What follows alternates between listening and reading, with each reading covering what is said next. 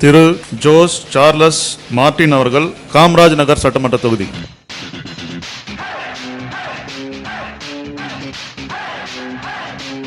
Jose Charles Martin ஆகிய நான் புதுச்சேரி சட்டப்பேரவையின் ஒரு உறுப்பினராக தேர்ந்தெடுக்கப்பட்டிருப்பதனால் நான் சட்டத்தினால் நிறுவப்பெற்றவனான இந்திய அரசியல் அமைப்பில் உண்மையான பற்றார்வமும் பற்றுறுதியும் கொண்டிருப்பேன் என்றும், நான் இந்தியாவின் இறை ஆண்மையும் ஒருமைப்பாட்டையும் உறுதியாக பற்றி நிற்பேன் என்றும், நான் மேற்கொள்ளவிருக்கும் கடமையினை பற்றார்வத்தோடு ஆற்றுவேன் என்றும் கடவுளின் பெயரால் ஆணையிட்டு கூறுகிறேன்.